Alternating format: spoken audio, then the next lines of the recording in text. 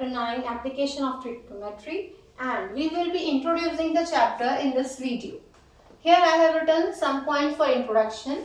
As you know, the trigonometry is useful for astronomers to find the distances between planets and Earth or distances between Sun and Earth.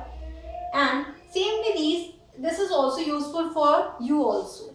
Here I have drawn some examples. To create your interest in the chapter, I have drawn a tree here, and suppose you are sitting here on the ground and you want to judge it what is the height of this tree. As you know, the tree is always vertical and this is your baseline. So if you are judging this height, a triangle which is right angled can be formed here. So you can make use of trigonometry here.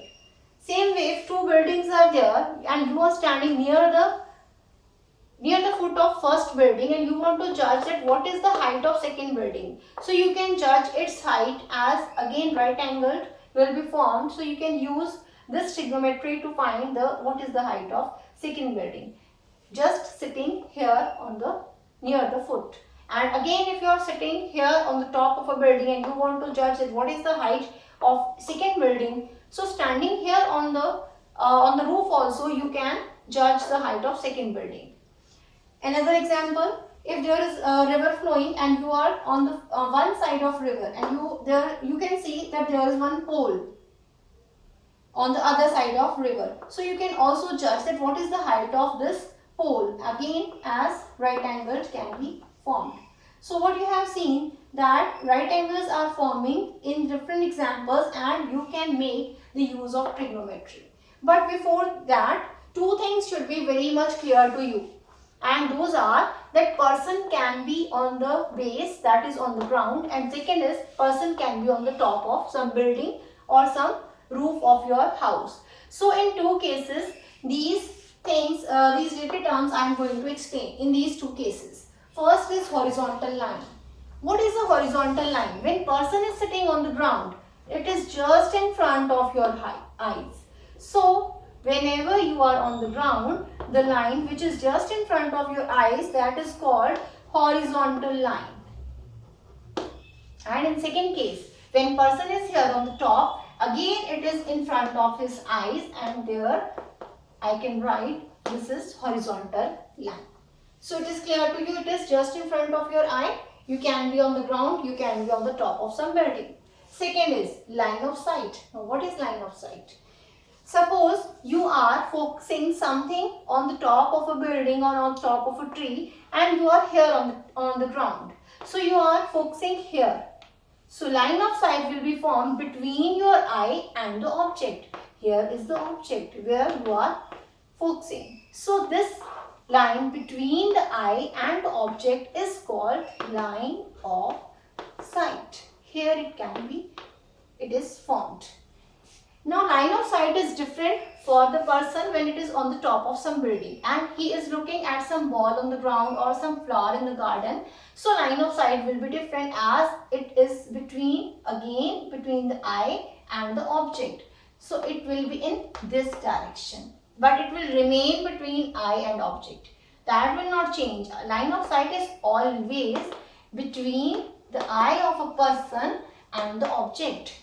So here is the line of sight. In both the cases, here it is from eye to object and here from eye to object. So it remains same, but in both the cases, here it is from eye to object in this direction and here it is from eye to object in downward direction.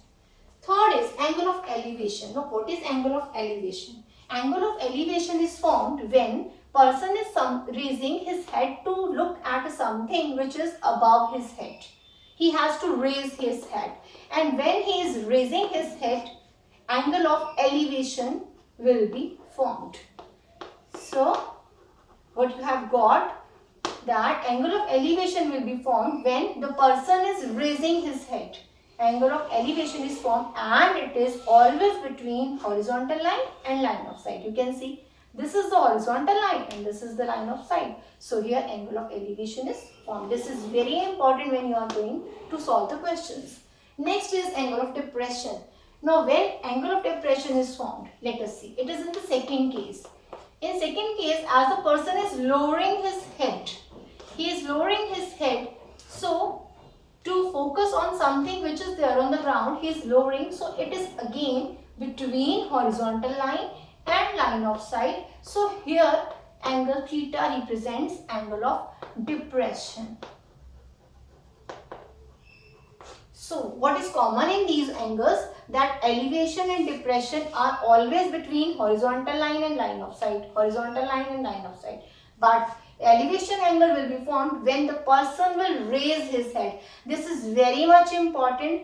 I am repeating again, when the person is raising his head, angle of elevation is formed. As he is there in the ground and he has to raise his head to look at something on the top, so he is raising and angle of elevation is formed.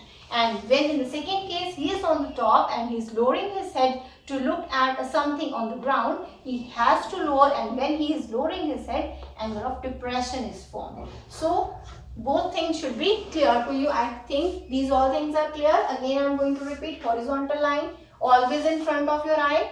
Here in the first case it is here on the bottom, and here it is on the top. Second, line of sight, it is always between the person and the object. You can see here. Second case, person and the object, line of sight is formed. Third thing, angle of elevation. When person is looking at something which is there on the higher position, so he will raise his head, and when he will raise his head, angle will be formed, and that will be called angle of elevation, and it is again between horizontal line and line of sight. And angle of depression is formed when the person is lowering his head to see something there on the ground. He is on the upper position, but he is lowering his head, and as he lowers, one angle is formed, and that angle is called angle of depression. Again, this angle is between horizontal line and line of sight. Both these are between horizontal line and line of sight. Only difference, here the person is raising his head, elevation angle is formed, and when he is lowering his head, angle of depression is formed. So these, whenever you will be doing questions, there will be written that angle of elevation is formed. That means there is a hint that person is there on the ground. And when in the question it will be written that depression angle is formed, that means that is a hint for you that person is on the top and object is on the ground. Thank you.